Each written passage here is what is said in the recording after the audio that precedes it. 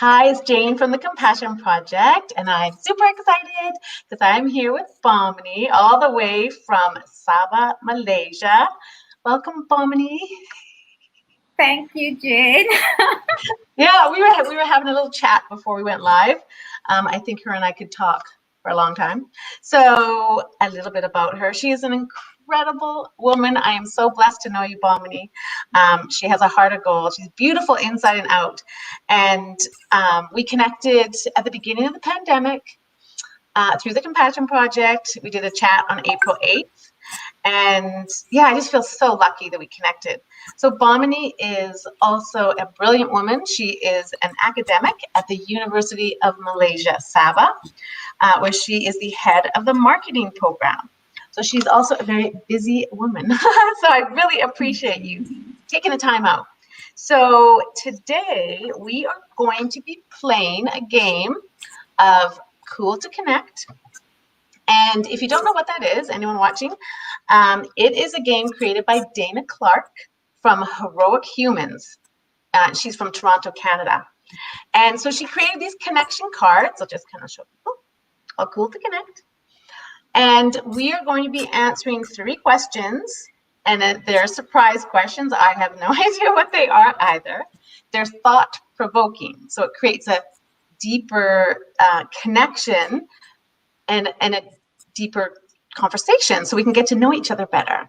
And it's all about that's where compassion comes from, when you connect on a deeper level, right? Yeah. So we'll say hi. My friend Jennifer says hi. Hi, Jen. That's my best friend. Hi, Jennifer. She is amazing. So thank you so much, Jen, for having me again and for your very, very humbling introduction.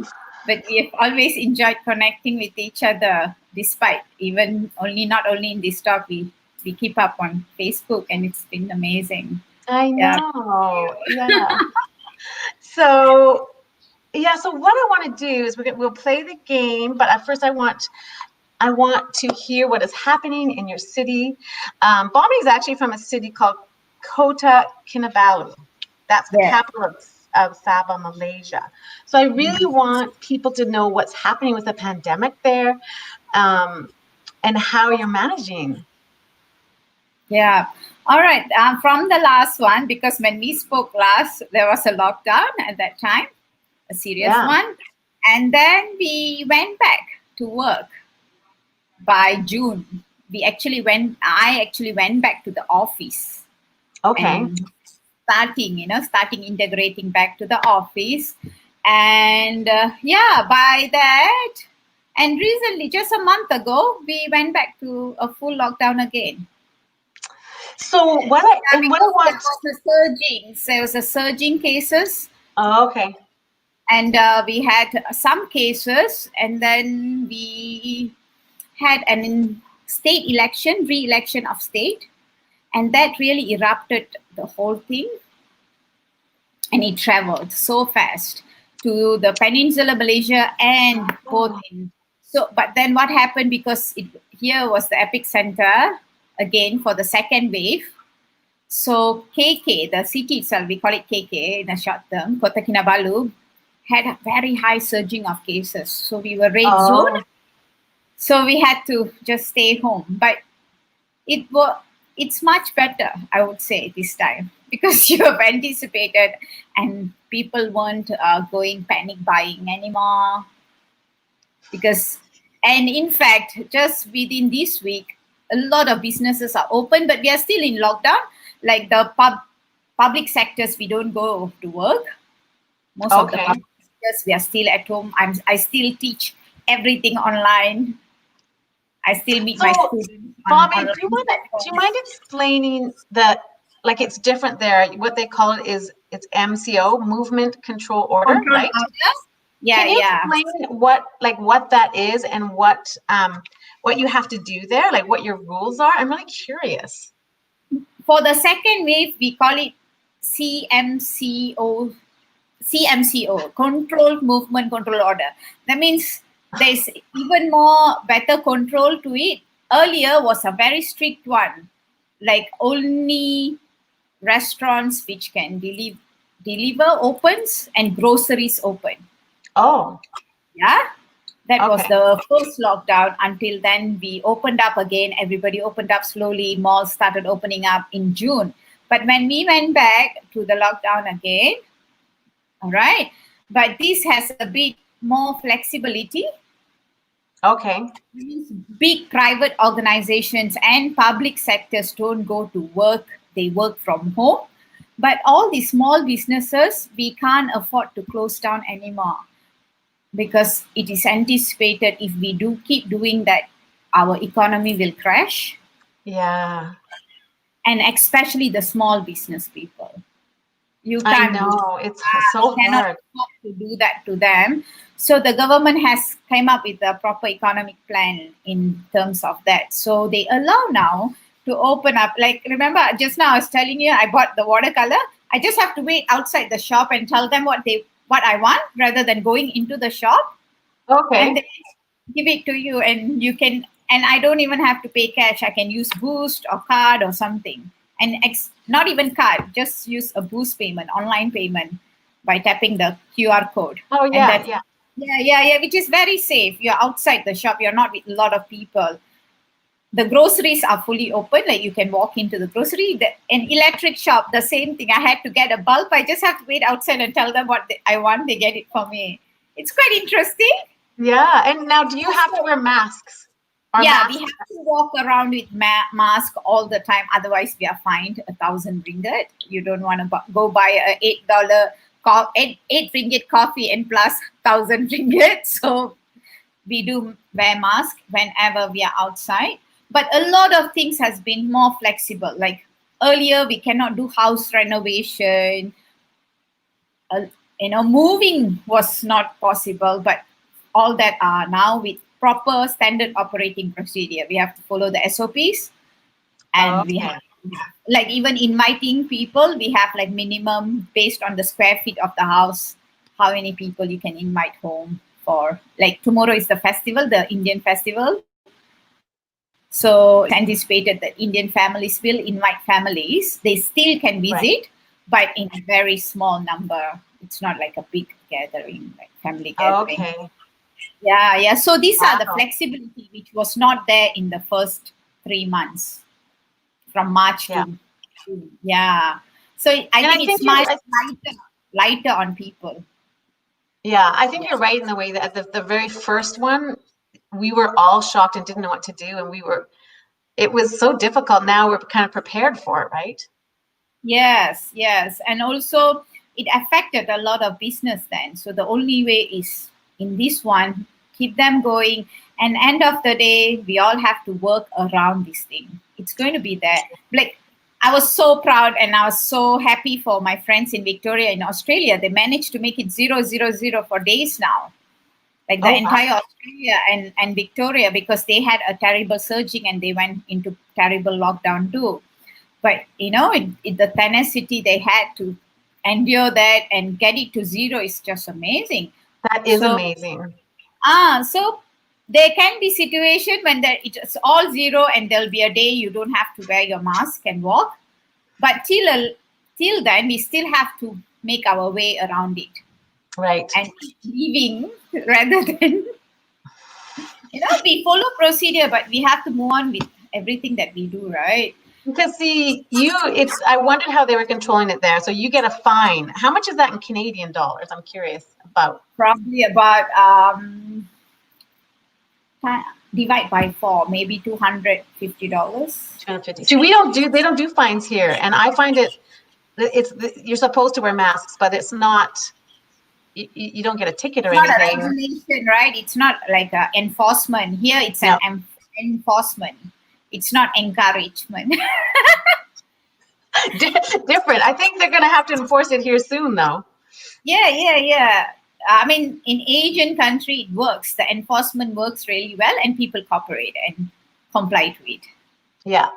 Yeah. Now, what about schools? Yeah, What about the schools are closed for all children? closed for now. It's all closed. The second wave, it's all closed because the teachers were getting it, and then it wasn't good on the children, and kids were getting it. But I think they recuperate better, the kids, but they Yeah. get it. The point is, the entire, it like by families, it was a big, like a lot of surging, like few hundred cases per day in Sabah as a state alone. And then like the major ones are from this town and the city. Wow. So Yeah. alarming. Interesting. So I can't still travel to West Malaysia, because Malaysia is like, one, we have the West, the 12 other states, and then we have in Borneo, we have 2 other states, but we can't fly right now. I'm back home. No, it's actually lasted way longer than I think any of us thought. When you and I did the original chat on April 8th, it was 3 weeks in lockdown. We're like, woo, or 3 weeks. But it kept going. I know. And then 2 weeks, another 2 weeks. That's crazy. Well, when it's over, Bamini lives closer to my daughter than I do, because I have a daughter in Darwin, Australia. That's not a long flight to go see her. So yeah. Anyway. And both are very tropical. Oh, Darwin's very tropical. Very tropical, yeah. Yeah, and your city's beautiful. Yeah, you're welcome to stop by and have a week of holiday before. I'm going to. Okay, we better get on with our game. Yeah. So, cool to connect. I'm going to pull a card. Now, these cards, just so people know, I have already played the game. I've already answered all these questions. So I always play with questions I don't know. I have no idea what these ones are. So I'm going to shuffle them up. Yeah. I am going to pick, so people can see, I'm going to shuffle them all up. So I have no idea which one. It's going to be a surprise. Ready? So I'll read the question, and then we can decide who wants to answer it first. Yeah, sure. Okay. All right. Are you ready? Yes. Okay. So yeah, and these are created by Dana Clark with Heroic Humans. I'll put her website in the comments so people can check it out. Okay, so first question. How would you describe your greatest rejection? Oh. I have one. You have a good one? I couldn't think about that. Okay, what do you want to go first then? Sure. And now I'm like, because I've made peace with it, I can speak about it. This was things has been always good, right? But with PhD, then we have to submit papers, research papers. Okay, yeah. And then I chose this A-ranked journal, like a really high level. And I was actually invited because I was presenting it in a conference. And so we were invited to publish a paper with them. But then after doing all the work and submitting, it was rejected. And that took me a very long time, because it wasn't easy for me. And I still have the trauma, like to go back, and because it created so much of self-doubt in myself. It is one of the greatest rejection, because you think you've done well with your PhD and you should be able to publish in a real A-ranked journal. And then I still keep that and I still look at it. Wow. Now, that really, it's not an easy, maybe because for an academic, this kind of rejection isn't a great experience. No, that was for your PhD? This is after my PhD to submit the, part of my research as a publication.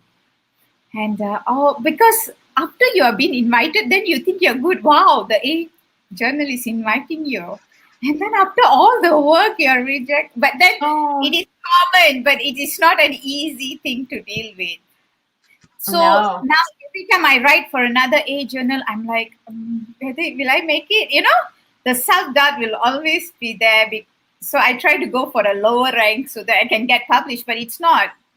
It's to keep maintaining the courage to do it, right? But whoa, that was just on the face. Wow. So just curious about it, did you feel like something good came out of that, or that you learned something from that? Oh yes, oh yeah. My supervisors who were my professors, right? That time we were all doing it together. They had to console me so much. Then I learned it is pretty normal actually to have those kind of rejection, and that's where I will improve my work, because they don't just reject the review. There will be reviewers, and they will have where the weakness of the paper. Why didn't I get an acceptance even at the editorial level? Why didn't I get it? So I could see that being that's what hard. it's something I still look at and try to learn. I shouldn't make this mistake, or probably I can work better. It's 3 years now. I am still recovering from that. Wow, I can see that being so hard. Now, I mean, for me, sometimes people say, in relationship, the rejection is bad. I don't, for me, it's like this was the worst rejection. well, because it's like if you work so hard on it and and you believe in it, and then it's like, what? Yeah, I could see that being hard.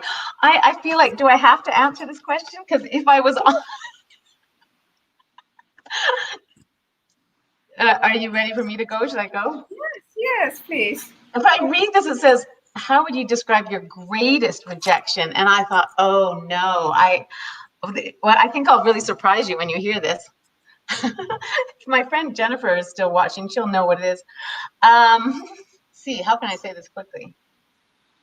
The biggest rejection, and it was just awful. I have to do a little bit of a backtrack. I'll try to do it quick. So when I was young, when I was 16 and 17 years old, I went through a really bad time in my life, like really bad. I went completely sideways. I look at it now as screaming for attention, and I started shoplifting, which is bad as a teenager. A lot of the girls did, and earrings and different things, and you don't realize how, like, I don't think I realized that I would get caught or something happened and I got caught. So I ended up with a criminal record.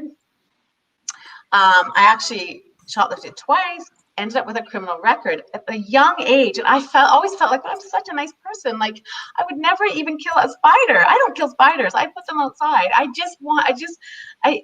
I had done, shoplift earrings or some face cream. I can't remember.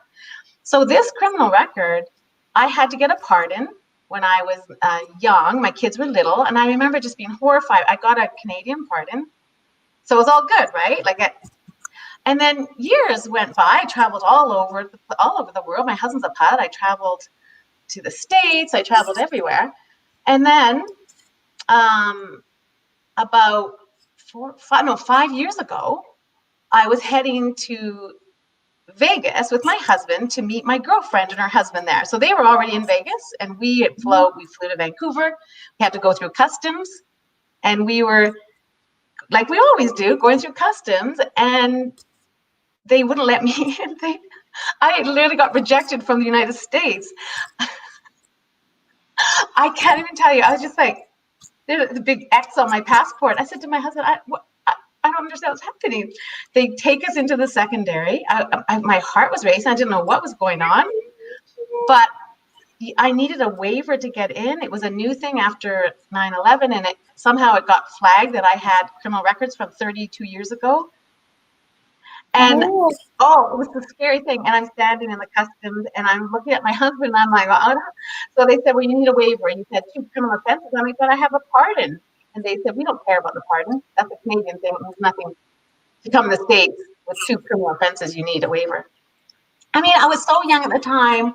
I had such a good life, and I feel like I was such a good person, and they banned me.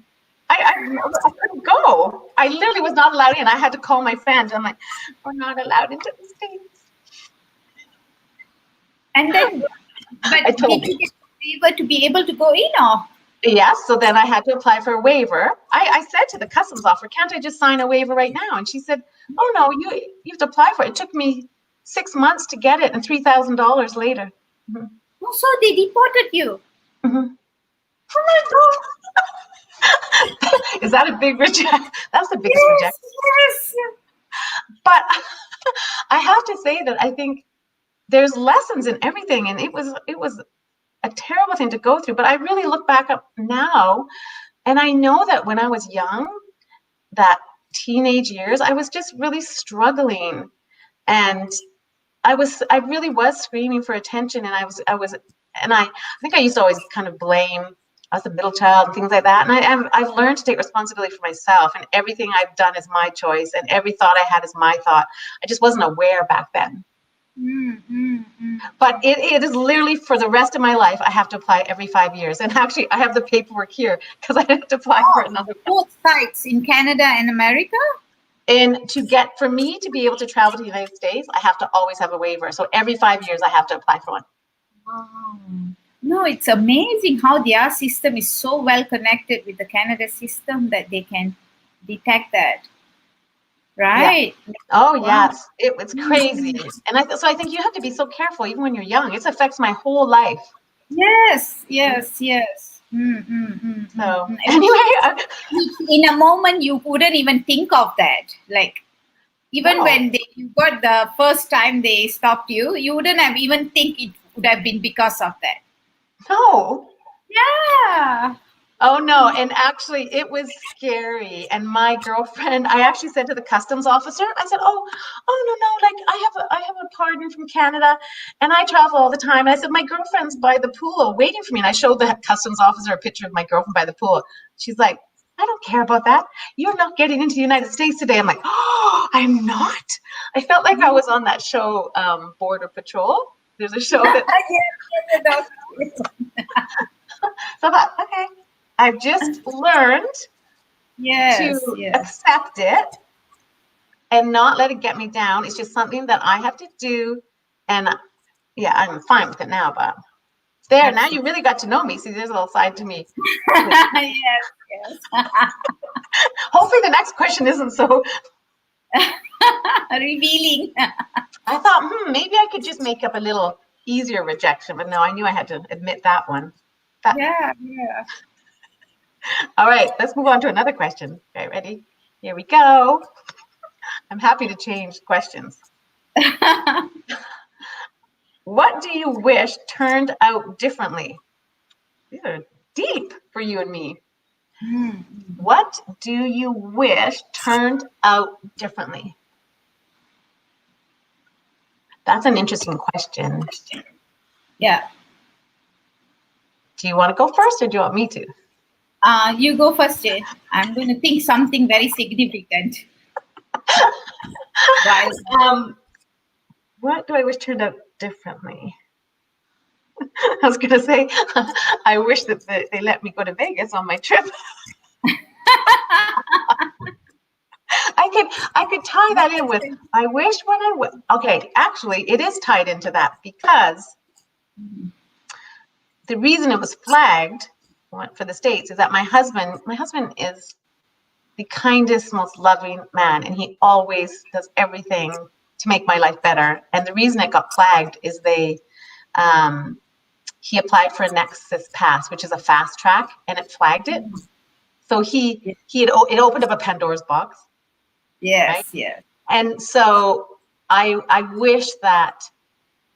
do wish that had turned out differently. I have to admit that really truly they tie in for me because I just know that I'm a good person. I would never do anything, and it was so long ago, and I can't travel freely anymore.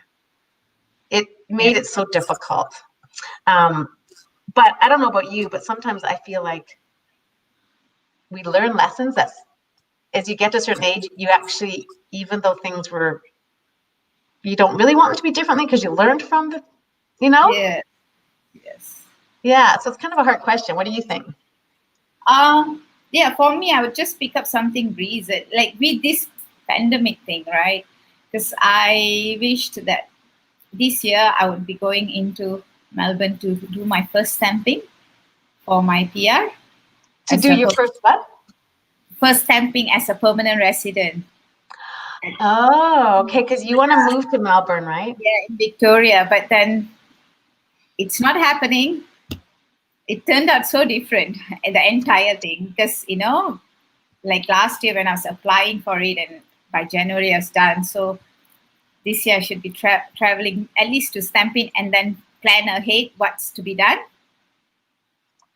But now that it's still awaiting, because both ways we can't even go out of the country right now, and they are not really happy to accept anyone yet.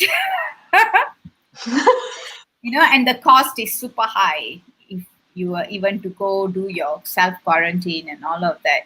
So, but in the midst of all that, I still managed to get a place of my own. I bought a place. Oh, that's good. It's turned out really different because I never planned to buy a property here in KK. So I thought I'll invest it back there. But then happened to be, all just happened. So, yeah. Okay, so it turned out different, but turned out good, right, then? Yeah. I mean, turned out different, but turned out good in the sense that I still have a job here and I'm still happy doing what I'm doing here for till the time period I'm here, and going to move to my own, a place to call your own rather than renting all the time. Oh, okay. So right now you're renting an apartment? Yeah, an apartment, and I bought another condo of my own. So I'll be moving in December. Oh, that's exciting. And that's So many exciting things going on in that sense, like, all the renovation work and all of that. So it was supposed to be more focusing in Melbourne, but then now it turned out to be different, that I am focusing here for now. And do you think that the pandemic's interesting? It's been challenging, but it really has. Do you feel like you have learned a lot about yourself through the pandemic? Yes. Like the artwork that I've been doing, right? Because I wouldn't probably have the chance, or probably I would have used that energy in a different way. Oh, show a couple of pictures of your artwork. Yes. So this pandemic, slowly and surely we have learned it has so much of realization process. Realization and then transformation. Probably slowly it will transform certain part of your being, But it has given me a lot of realization. And one thing that I've been really putting a lot of work is on creating these postcards and practice, my brush lettering practices into these postcards. And I take time, I color, and I didn't know, I wasn't really an art student in school or what, right? I thought when I'm doing all this, it's just lovely. And they are. the colors that I choose and what comes to me, to my mind, and and writing to people has been very therapeutic. Not making the card is one thing, but writing to friends who are very far and expressing all, like mostly grateful, and they are far. Like I have friends in Scotland, like Jane, you are in Canada. So writing to people like that itself has been a amazing energy for myself. Yeah, therapy, hey? Because most of the time I'm here in this house, right? And by yourself. Yeah, by myself, right? So these things has been lovely experiences. So I am very, very grateful for you. I love that. So it's been a process. This I got really, really courageous with a lot of color. Would see. Bloom where you are planted. Oh wow, yeah. And amazing. This was actually these lupins. In New Zealand, they have this plant called lupin, lupin. Oh yeah. They're beautiful, and they have lovely fragrance, and they're beautiful, and colors are just amazing. So I just recalled from one of my travels, and I started putting them into the postcard. And this, that's amazing. Again, inspired by a friend in Australia. Her name is Narelle. She's a real artist, a real amazing artist. So yes, and the idea of postcard came by. Well, I mean, a lot of people have turned to art in having, like, in Canada, it's like we social distance, self-isolate, so spending way more time alone, not in crowds. Like, just it's really more simple life that we're living right now, trying to go inward. But a lot of people are painting and finding it really, really therapeutic. Yeah, so, like the other interview you had with the Mandela expert. Carrie, yeah. So, yeah, because it's so therapeutic, and I really realized it this time when I was doing it. Every morning I paint one or the other, Aw, love Yeah, it. and not allowing the self to just be flow it out rather than finding for perfection, like I was mentioning. I didn't have to worry about it. So Yeah. I really probably got out of that cocoon that I cannot draw, I cannot paint, and I'm not good. I'm a studious person. No, probably there's a lot of creative part of myself that I didn't give time before, that now I have chose to give time. Yeah, get the creative side out for sure.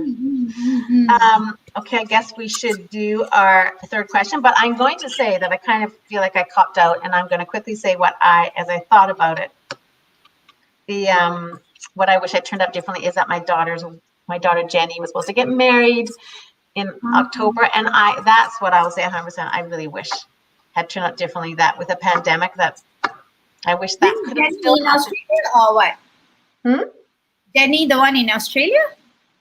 Oh, okay. She was supposed to get married on October 1st in Brisbane. No, was it Brisbane? Yeah. Coolangatta. She was supposed to get married, and so it's now postponed to a year later. All right. And you'll get to travel. That's when I'll come see you. Yes. Okay. Ready?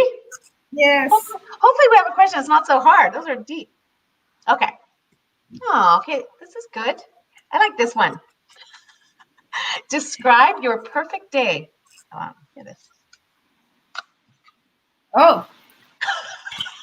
My perfect day. Very simple. You want me to go first, or are you good? Yeah, I'm good. Okay. Just a real good, lovely morning meditating, and then going down to a nice cafe and having a good cup of latte and reading some interesting books. So perfect and simple. So how long do you meditate for? And then probably cook nice meal for myself and have lunch. So when you meditate, I'm curious, do you meditate first thing in the morning? Yes, at 4 in the morning. It's been a very long time practice. 4 a.m.? Yes. Every morning? Yes. For the I'm past, gonna step up my game. That's it. probably for the past 17 years. No, 18 years. Yeah. Wow. You've never missed a day? Very rarely. Very rarely. Wow. And how long do you meditate for? It starts before my life starts. So, that's my first priority. And my body clock, I wake up at 4 usually. My body clock, like 3:30, sometimes I'm up, but I have to, I go to bed at 8:30, maximum 9 o'clock. Like everybody knows I'm like a drunk after 9:30 to have conversations. But I'm very, very morning person. So I wake up at 4. I meditate about half an hour to 45 minutes. And I tell people that's my strength. That's my core. That's where I get all my strength from. It can be anything, can happen the rest of the day. That gives me a bit of inner resilience and strength to cope. I find it absolutely fascinating because I only really gotten into meditation, I would say like a year and a half ago. Really, it's something that I was like, why would I do that? I used to say that.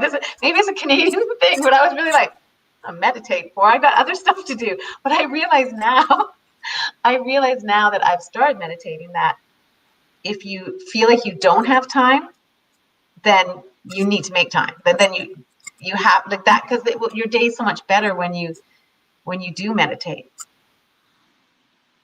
Wow. Yes. Now, do you listen to music or anything, or is it just quiet? Sometimes it's very quiet, but initially it was guided commentaries. Oh yeah. Beginning when I started, but now it's more of navigating my own thought patterns and sustaining that thoughts for a longer period of time, and really enjoying the process of that meditation because it's like a relationship, with the divine, like you were saying. That's what it like struck me, masters in divinity, Oh yeah, yeah. because it's really going back to connect to yourself, and also if you believe in the higher self, in whatever name or way we call, right, God or light Yeah. or divine, anyway, but that relationship is fundamental to me. That's so important to my life, and that's the one of the most constant thing I would have done in my life. I'm a Wow. very because I think the experiences are different. It's not the same every day.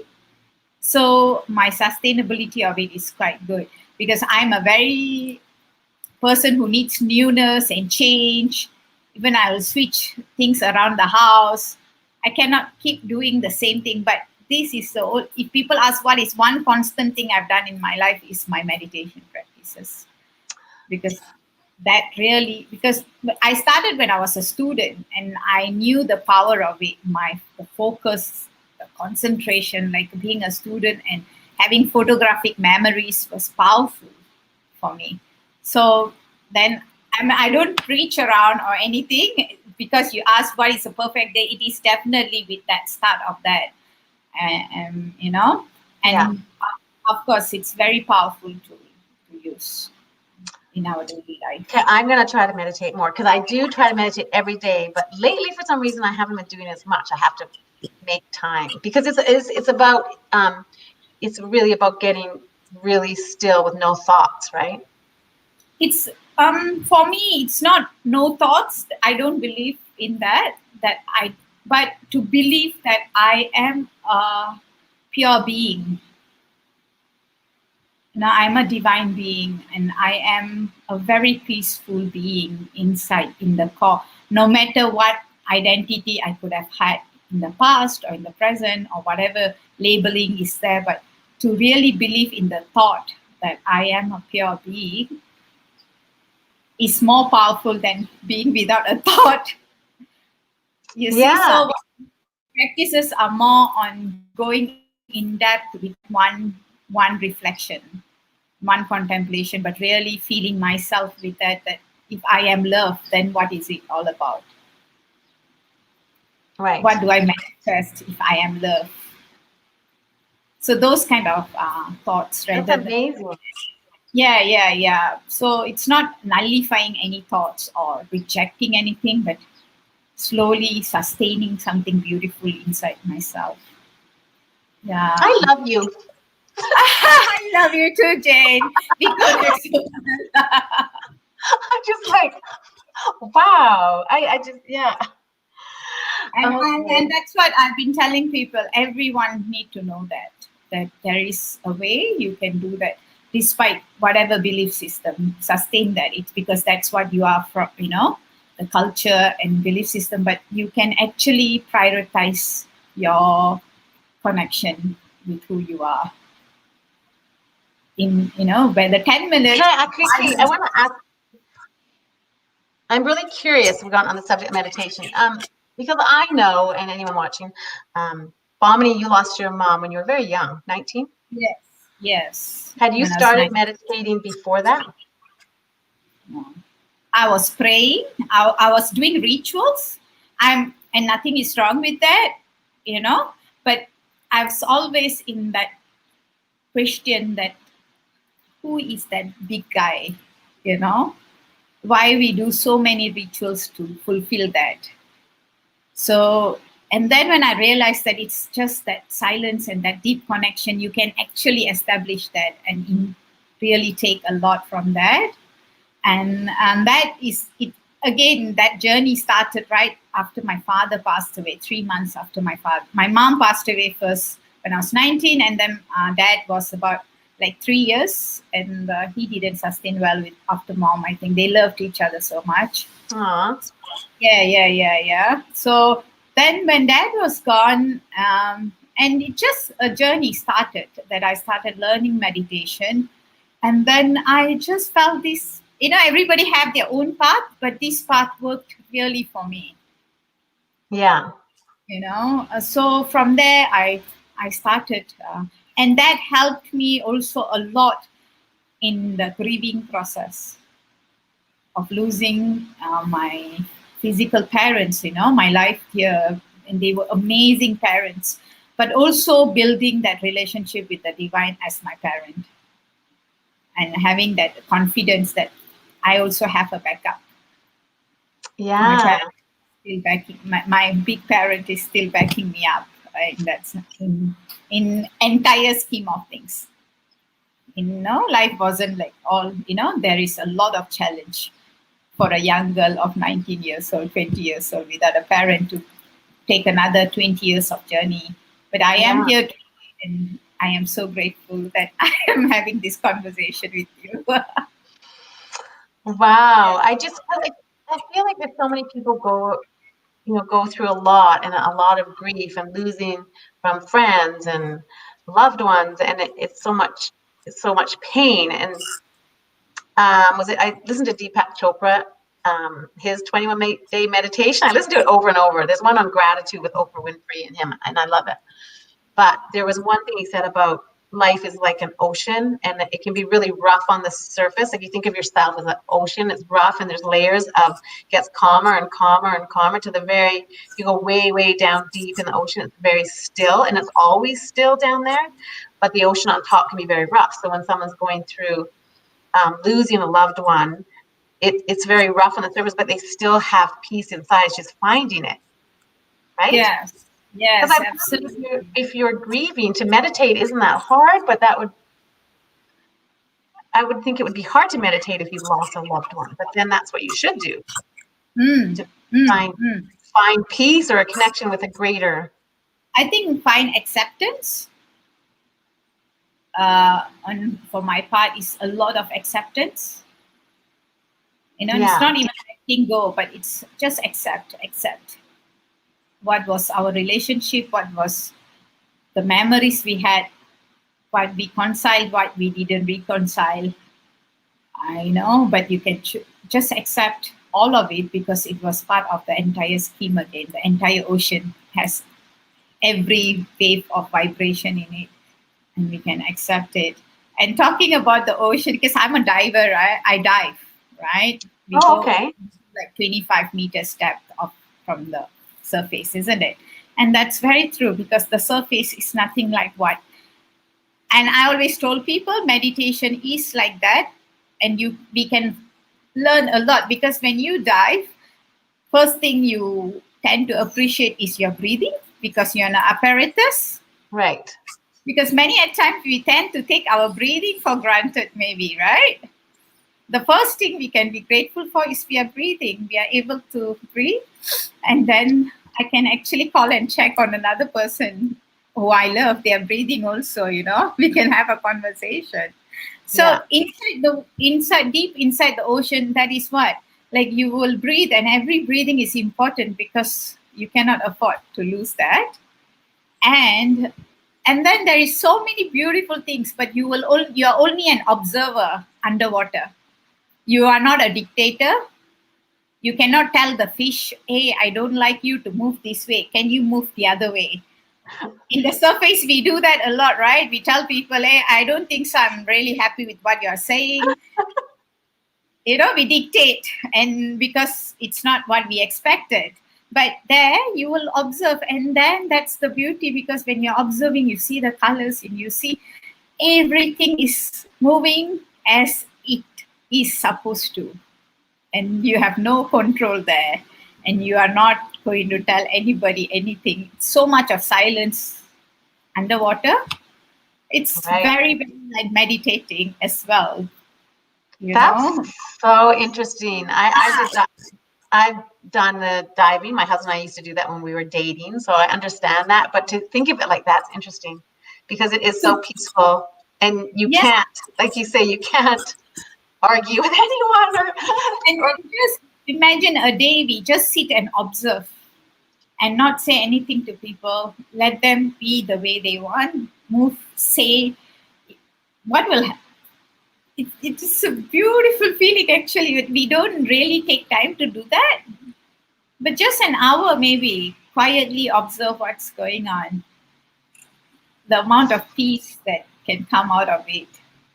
This is so interesting to me because since the pandemic and all the time we've had, I have really, really done a lot of personal growth, and I've really actually become very aware of how I think. It's like this light went off one day, and I became so grateful for every second of the day. I find that even if I go for a walk with my husband now, even he laughs at me because even it's fall here, so all the leaves have fallen and they're on the mud. All these yellow, orange, green leaves are all on the mud. And I was like, oh, they're so beautiful. My husband's like, the mud? I'm like, no, the leaves sprinkled on the mud. I felt so grateful for every step that I took. And what's happened is something's changed in me because I feel more aware, my thoughts, more calm, and more accepting of people doing and saying and being whatever they want, and becoming more of an observer and being like, that's interesting, and not taking things personally, just being like, what, people can do things and say things and be, it doesn't mean it's against me, and you just are more calm. I feel that recently. Yes. And it's a very interesting experience, isn't it? We never observed it so long, but it's happening. Like even just to look at plants, it's so enhanced because you're so present and aware. Like those It's true. right? Because you can see the beauty even in the mud. For some, it could be just mud, but you saw the beauty in it. I think perhaps that's what happens to us slowly when we are very aware and very present, that we are able to look at a person deep inside them and see the beauty of them. Yeah. And not the surface level, like, but really see into the soul and experience what beauty they carry. And that's what I think I've experienced with all my relationships, that we have, like with my friends or family, that ability to see something beautiful in them. So people always say, you cannot be like that. How can you keep seeing all the good things? I said, probably that's how I'm engineered. Let me, I am designed that way, and I'll accept that, and I'm enjoying it, and I believe truly, like, even if people were to take advantage of you being really nice, but I think there's a protection. Somehow you are still protected by that light you are yourself. Yeah. So amazing. Said, has it so fast? So I said, I'll continue. I love that. I think that I don't even know if I should answer the perfect day one, because that was perfect. I'm going to say my perfect day is just going to meditate for an hour. Well, really, it's similar to yours now. I'll just say quickly, it's more like it's changed a lot. And I would say it's changed a lot over the pandemic, my perfect day, because I'm now grateful of the simple little things.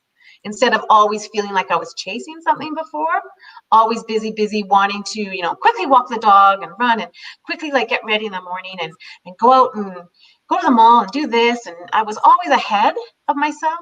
But I find now, since the pandemic, my perfect day is so peaceful and beautiful. And it's honestly, it's like I have a really strong morning routine where I get out of bed and I'm super grateful just to be able to walk to the shower. And I listen to all the personal growth when I'm drying my hair. And then I go make coffee for my husband and I, and we have the dog in bed and we talk and have this time together, like looking at the view. And I just feel grateful for it all.